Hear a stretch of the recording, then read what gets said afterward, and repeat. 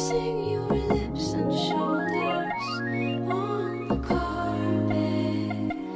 Post-December orders in cold apartments.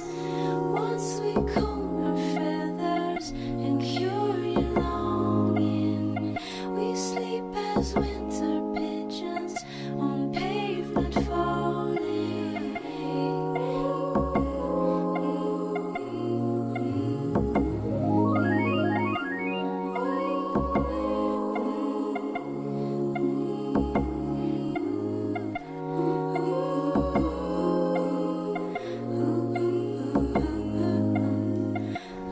En ta présence de Marie-France Roy, snowboardeuse professionnelle, vidéaste, on fait des vidéos sur le snowboard aussi. Bonjour Marie-France. Bonjour. Alors, tu es de passage à Baie-Saint-Paul en ce moment parce que tu es venu visiter la famille, les amis dans Charlevoix. Tu demeures à Whistler maintenant.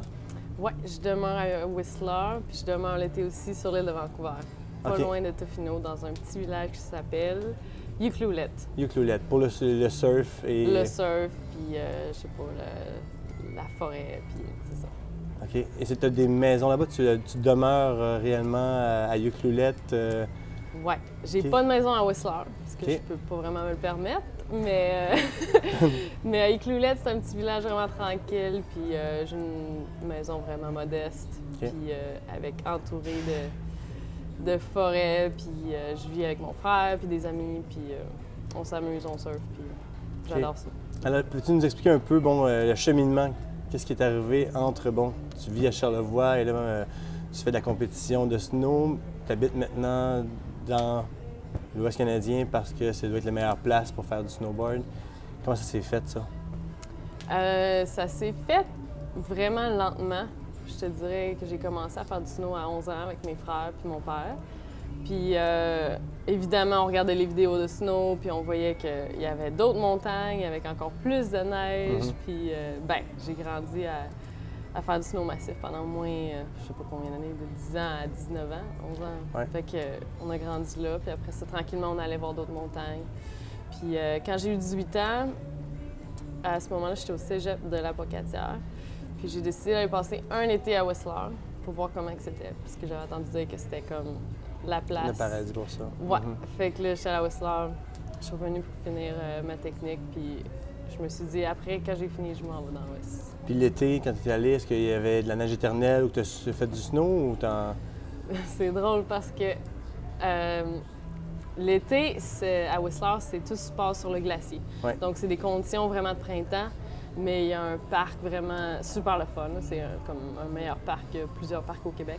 Ouais. Puis c'est vraiment juste un T-bar. C'est vraiment petit, mais c'est super le fun. Mais j'ai tellement travaillé cet été-là parce que j'ai sauvé de l'argent pour l'école, puis tout. Je vivais dans mon char, puis tout. Ah oui. Puis je suis allée rider juste une fois. je me suis payé un billet. Je suis allée une fois, puis il faisait tellement beau. Là, je suis revenue avec le plus gros coup de soleil de ma vie dans la face. J'ai dit, mais ça a tout pris, tu sais. Ça a pris juste ça pour me convaincre que je voulais aller vivre là-bas. Ouais. Mais là, j'avais même pas encore goûté à la poudreuse, dans le fond. Non, c'est ça. Fait que ça n'a pas pris grand-chose pour me convaincre. Et la poudreuse, justement, c'est ce qui t'a donné le goût d'encore plus peut-être t'éloigner un peu de la compétition pour vraiment en faire pour le plaisir. Parce que la compétition, c'est pas dans la poudreuse que ça se passe. Non, mais l'accès à la poudreuse, ça s'est fait vraiment graduellement. Parce que quand j'ai commencé à faire du snow, je pensais moi aussi qu'il y avait juste l'aspect compétitif. Ouais. Puis j'aimais ça faire la compétition. Je me suis rendue à plein de places. J'ai fait le US Open, je suis allée aux X Games plusieurs fois, Ouais. ça a bien été. Mais j'ai comme, dans ce temps-là, quand j'ai commencé à avoir mes commanditaires, il y avait plein d'opportunités pour faire plus que de la compétition, donc des films. Ouais. Puis à ce moment-là, au début, j'étais comme, OK, c'est juste ça que tu fais quand c'est comme ça fait partie de ma job. Puis j'ai découvert en allant filmer que c'était vraiment plus ma force. Puis mes commanditaires ont découvert ça aussi. Fait que, en même temps, tu sais, je raidais pas de poudreuse en compétition. T'sais. Pour moi, c'était comme un bonus. Puis il y avait pas beaucoup de filles qui avaient accès, justement, à aller filmer avec les gars. T'sais. C'est vraiment une affaire... il fallait que tu te prouves avant que tes commanditaires investissent là-dedans pour toi.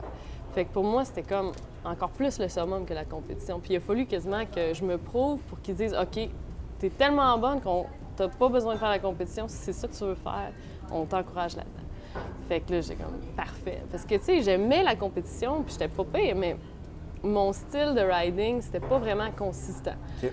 Parce que la compétition, c'est beaucoup faire des sauts, faire des figures de style que tu connais. Puis, tu sais, aussitôt que tu mets une petite main à terre, tu sais, tu peux faire le truc le plus compliqué, tu sais. Puis, tu sais, là, j'essaie d'expliquer juste les détails basiques, là, mais moi, c'était plus genre, moi, ma progression en moi, c'était comme, je veux faire les trucs plus compliqués. Je veux faire, aller plus gros. Je veux aller, tu sais, faire un truc qu'aucune autre fille fait. Mais tu sais, en compétition, tu peux pas vraiment prendre ces risques-là parce que souvent, tu risques de tomber. Puis à moins que je pratique vraiment, vraiment beaucoup, ben là, c'est ça. Fait que ça donnait que tout le monde faisait un peu leur truc basique, tu sais, en compétition. Puis ça, j'étais pas une fan de ça. Mais là... Même dans les X-Games, ça reste dans le basic. C'est parce qu'un parcours de X-Games, c'est à peu près 4 sauts, puis 3-4 modules de rail qu'on appelle. OK. Donc, il faut que tu fasses tout parfait. Puis les chances que tu fasses tout parfait en étant progressif, tu veux pas, il faut que tu t'assures de tout prendre tes trucs que tu sais à 100 que tu veux réussir. Fait que je voyais beaucoup de monde qui gagnait avec des runs tellement safe, tellement juste pas risqués, fait que je trouvais pas que ça progressait le sport, t'sais. Fait que c'est sûr que c'est différent quand c'est une course, c'est le plus vite arrivé en bas, puis c'est tout, t'sais. Mais fait que dans l'aspect de film, je pouvais me permettre d'être plus créative, je pouvais me permettre d'essayer plus souvent. T'sais, mettons que c'est un truc qui n'était jamais fait avant, je pouvais le faire toute la journée. C'est ça que je m'allais dire. Dans le fond, tu peux amener les mouvements que tu veux faire toi-même. C'est pas vraiment le réalisateur qui va te dire « faut que tu fasses ça, faut que tu fasses ça ». Non, c'est vraiment autonome. C'est autonome. C'est vraiment, là, c'est toi qui décides. T'sais, souvent, on décide en gang, OK, on va faire un jump ici, puis là, que je devrais essayer. Puis c'est comme, OK, c'est vraiment indépendant. Il n'y a pas de coach, il n'y a pas de... Il n'y a pas d'entraîneur, il n'y a pas d'entraînement. Il n'y a personne qui m'a dit « va au gym tant d'heures par semaine ». J'ai pas de nutritionniste, j'ai pas de psychologue. Là, c'est rendu ça. C'est ça, exactement. Puis, mais il y a sûrement une sécurité supérieure quand on fait de la compétition, côté on se blesse. Qu'est-ce qu'il y en est quand là, tu fais de la vidéo? Non, il n'y a pas d'assurance dans rien, même en compétition. OK. Bien, je veux dire, à moins que tu sois peut-être sur l'équipe nationale, mais même à ça. OK. Si tu te blesses, tu perds ta chance, tu sais. C'est la même chose pour ceux qui vont aux Olympiques. Si tu te blesses, c'est fini, ta chance, faut que tu attendes un autre 4 ans. Tu sais, fait que en vidéo, si je me blesse, c'est un peu la même chose. Faut que tu fasses attention, puis il y a quand même beaucoup de risques si je me blesse, puis je peux pas filmer de l'année. Mais mes commanditaires, à la fin de l'année, sont pas full contents. Fait que faut que tu... Ça m'a pris du temps aussi, là, en tant que snowboarder, de comme savoir ses limites, puis OK, ça vaut-tu vraiment la peine que je prenne ce risque-là aujourd'hui? Tu sais, des fois, t'es comme, je sais pas si je vais être capable d'éclairer ce gap-là, je sais pas, je vais peut-être me faire vraiment mal, tu sais. Ouais. Tu parlais des filles, bon, qui n'avaient pas toute leur place, dans une équipe de filles avec Oakley qui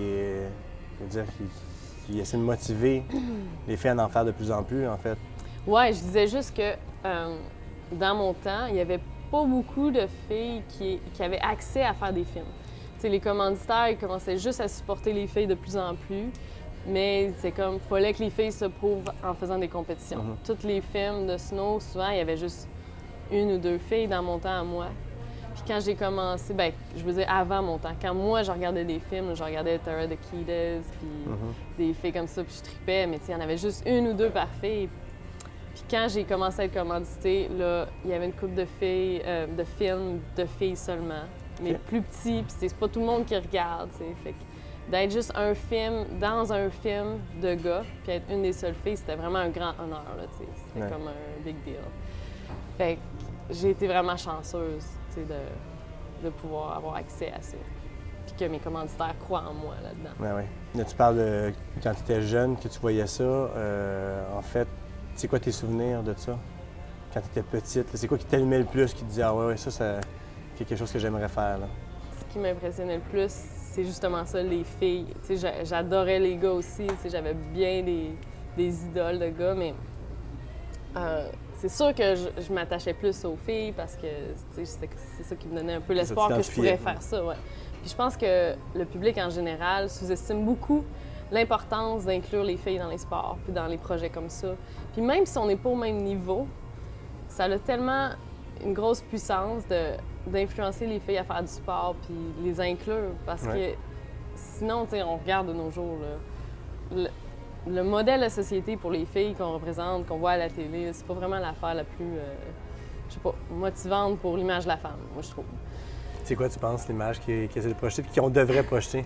Bien, moi je pense que l'image qu'on devrait projeter aux jeunes filles, c'est qu'ils peuvent faire n'importe quoi dans la vie de ce qu'ils aiment. C'est pas tout est axé sur l'image, puis je trouve ça un peu triste. Puis ceux qui disent que regardez les filles rider, c'est pas aussi le fun, sont pas aussi bonnes. Ça vaut pas la peine de les encourager. Je comprends pas parce que tu regardes le tennis, tu regardes les Olympiques, là, le sprint. Là, les filles courent pas aussi vite que les gars. Mais c'est impressionnant pareil à voir. Mais c'est impressionnant pareil. Puis il y a personne qui leur dit « Ah, vous êtes poche », tu sais. Ouais. Mais en snow, il y a beaucoup de haine, je te dirais. Bien, il y a beaucoup de monde qui nous supporte, mais il y a aussi beaucoup de haine. Comment ça se fait que les filles sont pas aussi bonnes que les gars? C'est comme plate à regarder. Ils devraient pas avoir le même support que les gars parce qu'ils sont pas aussi bonnes. Mais moi, je trouve que c'est tellement important de donner, peu importe le niveau, de donner l'espoir aux filles de faire quelque chose qui va les amener plus loin dans la vie. T'sais. Moi, ça m'a fait voyager, ça m'a fait découvrir tellement de choses. Je veux dire, le snow, ça a changé ma vie. Là. Carrément. Puis, j'étais quelqu'un de vraiment gêné, puis j'étais quelqu'un de vraiment, je sais pas, je pensais pas que j'aurais pu me rendre là. Puis, j'ai juste continué à faire ce que j'aimais parce que j'ai eu une famille qui m'entourait, puis mon père m'a jamais fait sentir comme si que j'étais une fille, je devrais pas faire du snow. Moi, j'étais comme pareil. C'est comme si j'étais un petit gars. Mais c'est ça, je trouve ça important de supporter les jeunes filles dans le sport, puis peu importe ce que c'est, puis je trouve que, ça vaut la peine.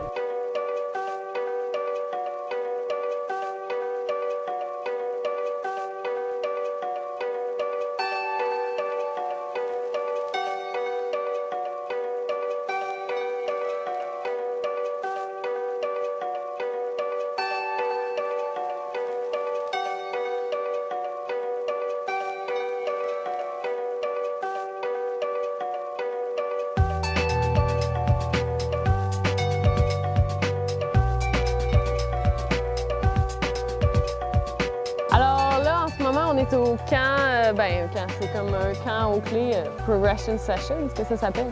Le principe, c'est qu'on passe 2 jours avec les filles, des skieurs et des snowboarders. La journée commence quand même assez de bonne heure, à 7h30, on se rencontre. La première journée, les filles, ils prennent leur stock, on a des paires de goggles pour eux, on a des lunettes de soleil. Après ça, vers 8h, 8h30, on fait une séance de yoga d'à peu près 30 minutes. Juste pour se réchauffer, puis se détendre les muscles. Et après ça, vers 9h, 9h30, on va sur la montagne, puis on passe toute la journée à rider ensemble, on travaille sur des trucs, puis on apprend plein de choses.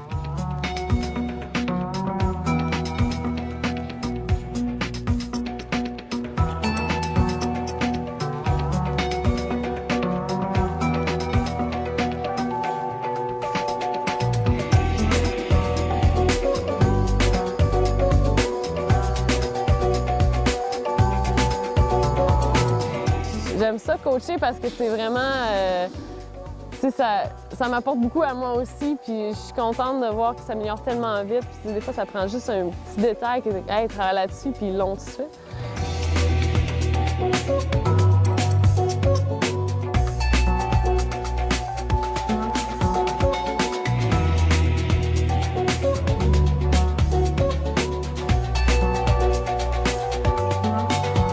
Mon apprentissage du camp, dans le fond, je me suis vraiment améliorée beaucoup plus que je pensais.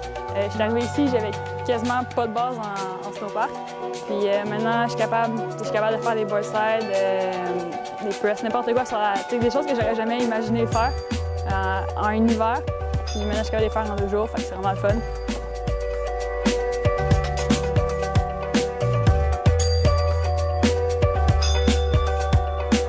Mais c'est sûr que je vais le refaire, le camp. parce que je m'attendais vraiment à quelque chose de bien. Puis maintenant que c'est fini, c'est encore meilleur que ce que j'imaginais.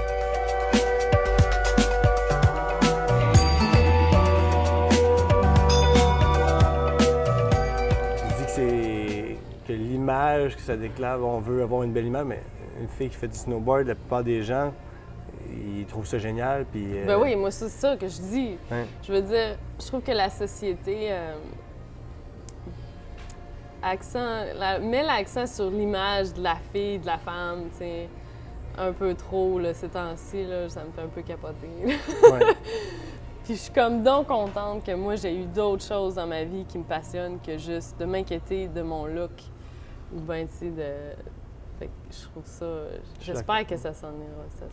Ça s'en ira pas. Est-ce qu'il y a beaucoup de gens qui voient ça comme un passe-temps, puis qui prennent pas ça au sérieux quand tu leur parles que qu'est-ce que tu fais, c'est je fais du snowboard, je fais des vidéos, Ils se disent juste que c'est une activité, mais elle fera pas de carrière avec ça. Est-ce que c'est dur là-dedans ou... Ben là, OK, ça c'est vraiment une bonne question parce que souvent, je dis, je fais... J'aime pas ça dire ça, là, que je suis une professionnelle snowboarder, là. Mais des fois, si les gens me demandent vraiment qu'est-ce que tu fais, ben je fais du snow, tu sais, c'est le même que je gagne ma vie.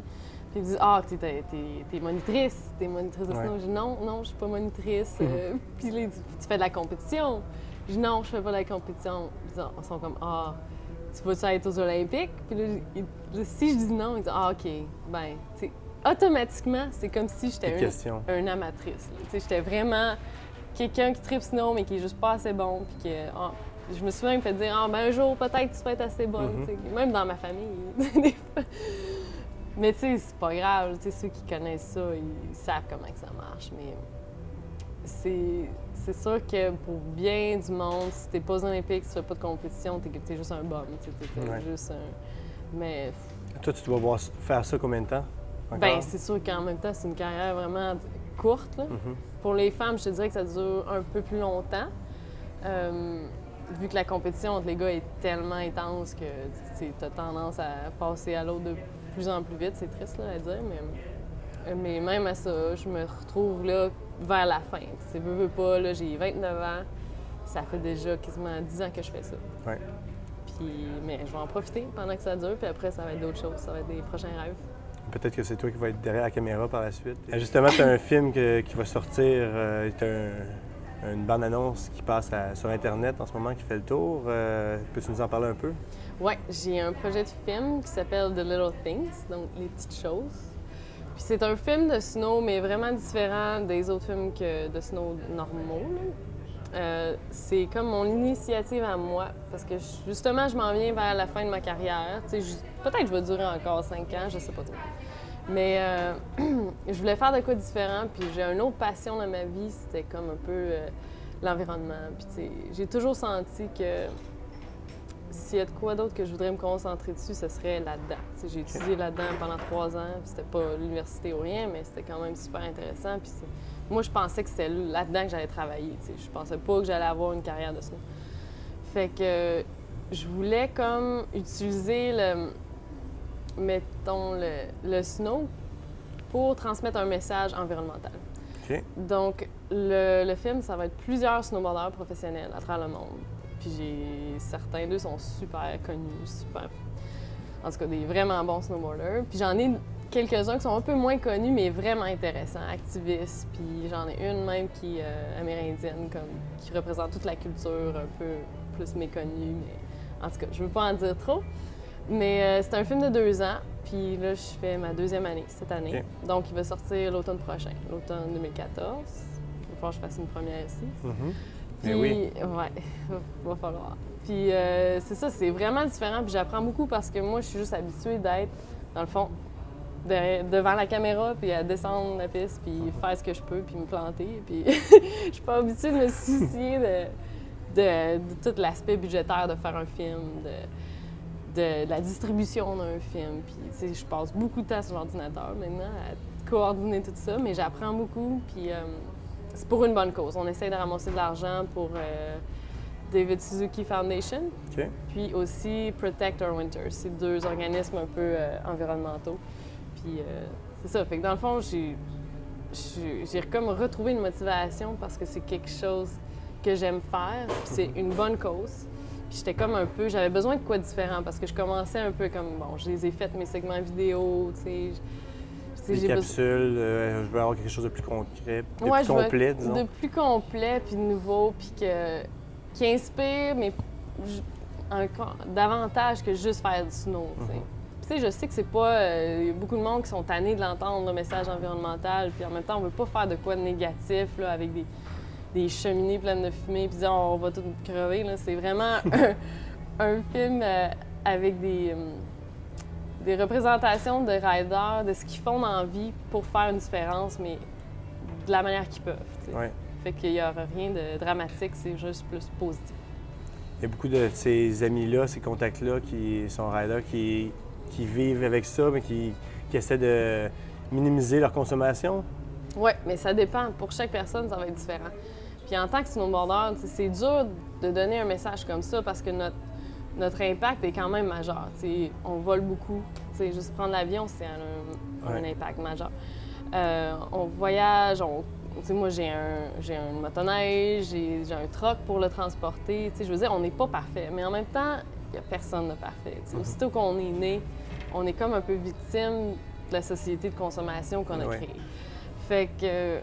Mais c'est juste qu'on peut faire des efforts ailleurs. Puis chacun peut faire des efforts différents. Il y a une mère de famille qui est occupée puis que son chum travaille. Je veux dire, ils n'ont pas les moyens de couper partout. Fait que, moi, je peux peut-être composter, je peux peut-être jardiner chez nous quand j'ai le temps, mais c'est pas pour tout le monde. Il y en a qui n'ont pas de terrain. Je veux dire, chaque histoire, chaque segment va être un peu différent. Fait que c'est chacun de faire leur part comme qu'ils peuvent, dans le fond. Là, tu parlais de motoneige, ça m'amène à autre chose, mais quand on te voit descendre en haut de glaciers ou en haut de montagnes qui touchent les nuages, c'est en motoneige, c'est en hélicoptère que tu t'en vas là? Il y a plusieurs sortes d'accès. L'hélicoptère, entre autres, motoneige, il y en a qui montent à pied. Je veux dire, sky's the limit, hein, qu'ils disent. Mais à cause de ce film-là, j'essaie de réduire l'utilisation d'hélicoptères, au moins pour mon propre segment.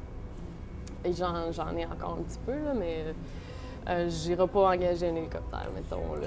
Puis, on utilise beaucoup la motoneige. Puis, tu sais, je veux dire, je pourrais essayer de faire un film, là, totalement juste accès à pied, mais ça me prendrait peut-être un petit 4 ans, là, au lieu de 2. Tu sais, on veut pas être trop intense non plus. Tu sais, on veut que ce soit productif, puis on fait nos efforts où ce qu'on peut, puis en même temps, on peut pas être parfait. Comme on espère que tout le monde le fasse, on peut pas dire « moi je fais ça, moi je fais ça ». On fait ce qu'on peut. On fait ce qu'on peut, c'est ça. Et le but principal de ce film, c'est pour un festival de films de Banff ou c'est... Entre autres, c'est sûr qu'on va entrer dans plusieurs festivals de films, en Europe aussi, puis un peu partout. Il y a le mailing à Aspen, au Colorado. Fait qu'on va essayer de le distribuer le plus possible. Fait que le but, c'est de, dans le fond, ramasser des sous un peu, puis dans le fond, donner un bon message positif. Oui. Mais un grand merci, en tout cas. Meilleure des chances pour la fin du film et pour les descentes et tout ça. Continue. Bien, merci. Merci beaucoup de m'avoir accueilli.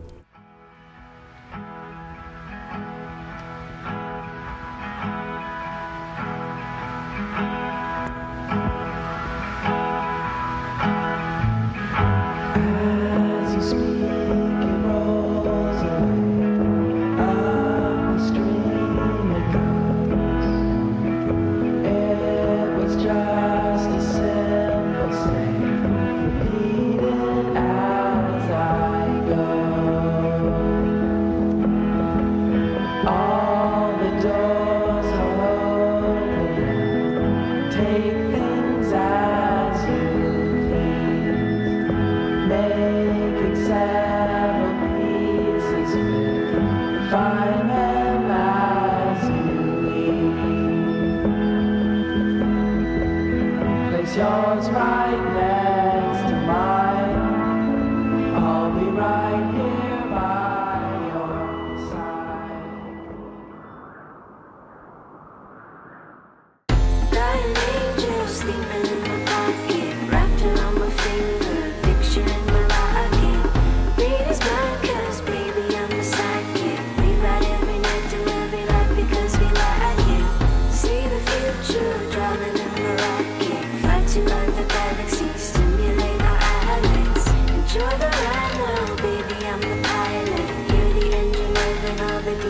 survive it. I don't want to go home without you. Drive me just a little more. You don't have to say anything, just scoot closer to me. Stars light up the sky, telling me that everything will be alright. We move fast and slow through your neighborhood, turn up the stereo.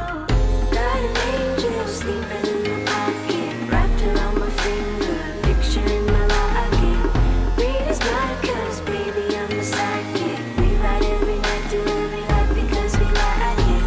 See the future, driving in the rocket, fly to other galaxies.